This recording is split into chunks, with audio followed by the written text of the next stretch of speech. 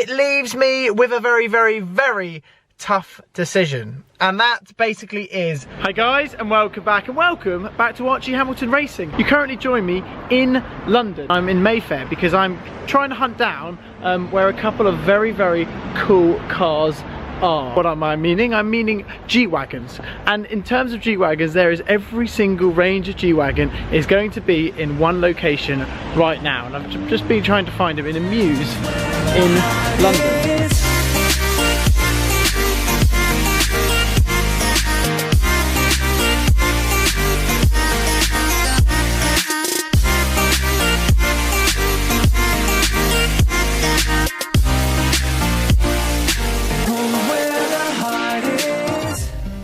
Right, so I found the destination where I am, and I'm going to introduce everything which is going on today, but let me bring in the main man. This is Dan from Mayfair Prestige. How are you, Arch? Fav.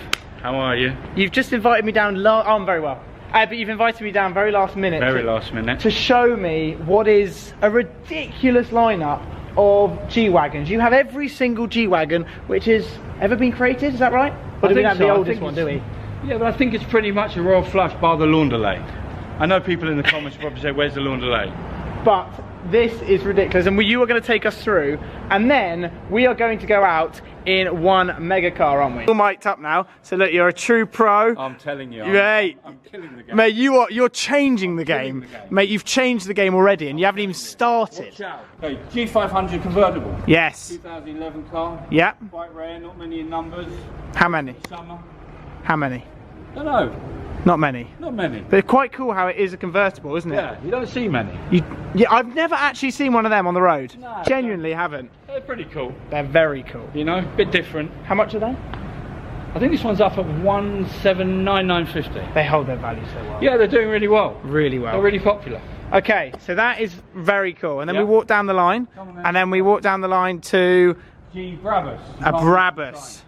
Yes. Read that sign. A Brabus, a G-Wagon. That is legit. So you got the G700. Yep. Brabus kit. Yeah. All the bits on it, the exhaust, the wide star, all those Brabus bits you'd expect. Yeah. You know they are. Oh, I love it. And I love the fact how this is just all sort of stealthed out. Yeah, yeah. I mean, these are just gangster Gs.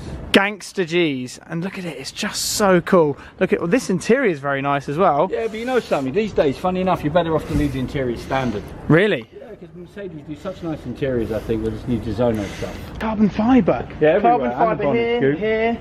I mean, like you need air cooling or like lightweight, like it, like light makes a difference. Yeah, like that. Saving weight makes a difference. It's ridiculous. All this carbon. And how much are these? Are they like 200 grand? This one's up at again about 180. Mad. But it's baller. Yeah, if you're going around in that, you're causing carnage. We move on to the 4x4 squared. 4x4 squared. Yes. This one's also been Brabus. Yes. So it's slightly different from a standard Jeep. Very cool. Also got a nice interior. Let me have a look. Very nice. We will have a look in there. Very cool. We like that. The things on these that I really like are the Brabus exhausts. So what are actually the extras which Brabus do with the 4x4 squared compared to a normal one? Well, they can't really do a wide style kit because it's already wide from the back. It's already ridiculous. Look at the size of it. So they can't really do that. But they do an engine upgrade to a G500. Yeah. But the reason why these aren't G63s, they are G500s, is because there's only so far you can take one of these because of safety issues. You know, if you make it too fast, there's a possibility you could die. Yeah. That is the Big Daddy. That is ridiculous, mate. Look at the size of it. I'm actually going to walk away because of the size of that. 6x6 is like the coolest ever G-Wagon, isn't it? The good thing about this one is the guy who did the work actually thought about putting the step in. So it makes it a bit easier.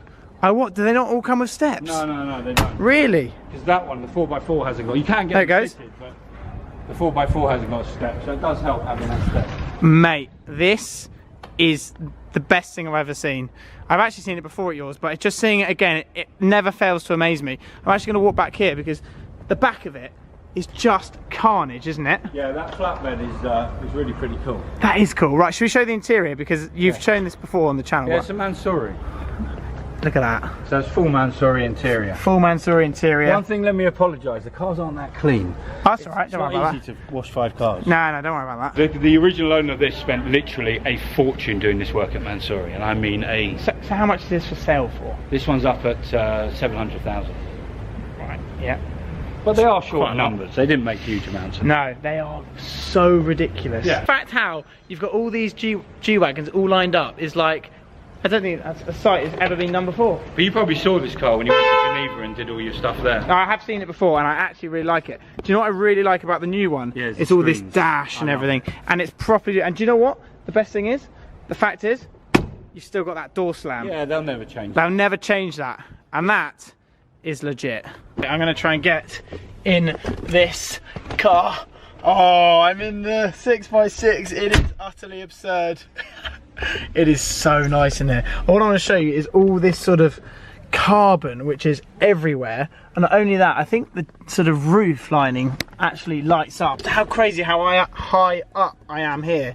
I'm nearly overlooking this G-Wagon ahead of me. I'm halfway up this G-Wagon. Interrupt your video by telling you something really cool. Up here some switches. Yeah. And you can inflate and deflate the tyres. I know, yeah, you said that before, but so cool. It's mad, isn't it? And it's all up here. Can you actually properly deflate them? No, because if you're going across sand or something, you need a bit more spread on the tyres. You're stuck on a sand dune in Dubai. You deflate the tyres, you get more Yes! Because you might get stuck. Yeah, as you deflate, get more spread across the tyre, because as you deflate them, you'll get a wider spread. Then when you're up back on the road, you inflate them. You're full of it. I'm telling you, you know, every day. All of the cars are lined up. He's just bringing down that one, but look at this. Look at that view. We got them all in a line.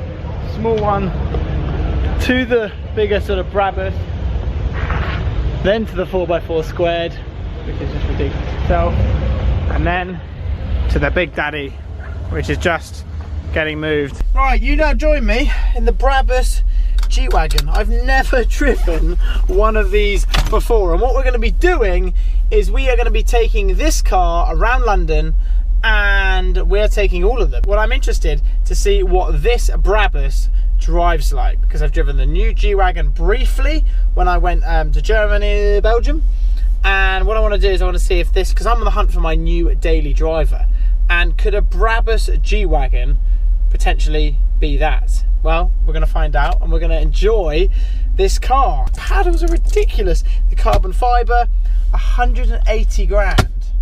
Turning circle on this is absolutely flipping terrible. The view behind me is utterly ridiculous. This lineup, but like I say, just getting a feel for this. The steering is terrible. Don't get me wrong, the steering on these, there is no feel for it. But I just, compared to the new one to the old one, that's the biggest thing. But like now, if I'm turning in, I've got to put so much lock on just to get around the flipping corner. Oh!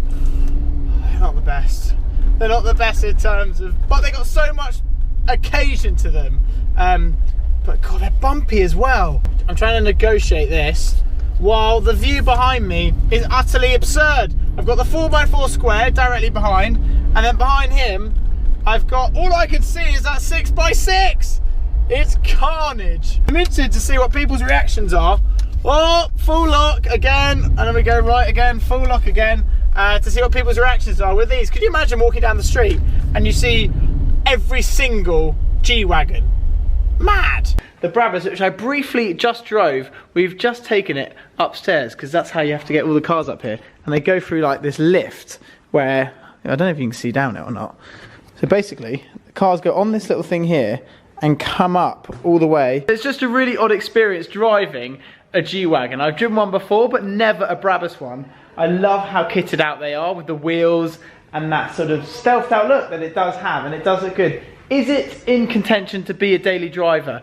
Potentially. What it's made me think is that I really do want a 4x4, because I've never had that before. I've had all of these RS models and everything else and the A45, and I've just suddenly realised this is totally different and this is exciting. And in a period of my life, I'm suddenly like, yeah, I might want I want something like a 4x4. It leaves me with a very, very, very tough decision, and that basically is that I will not be getting an Audi RS6 as my new daily driver, because I've decided that I want to sort of get a 4x4 in terms of being high up and doing something a little bit different on my channel. I've never had one, and yeah, that narrows the options down massively. It leaves me with Range Rover Sport SVR, Audi SQ7, and a few others which came in, GLE sort of 63 and all of them AMGs. They are in contention as well from the Mercedes range. So let me know in the comment section what you want me to get. But let me just quickly explain before you get commenting, and that is why exactly I didn't get an RS6 in other departments.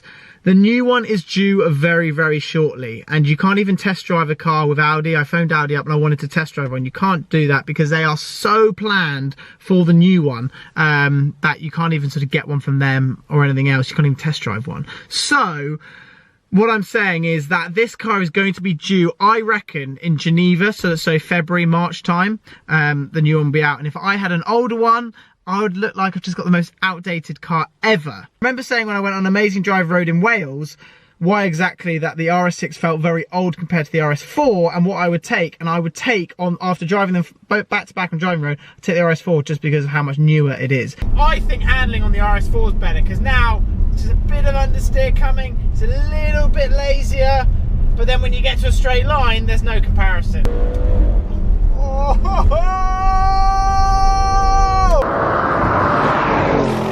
I'll give it a rev.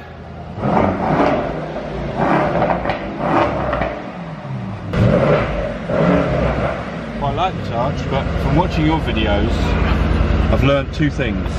Go on then. I have to say it's chaos, lad. Is that right, Arch? Have I got it right? You got it right, mate. That's chaos. Yeah, yeah. And then lad at the end of every sentence. So what's this? That's chaos, lad.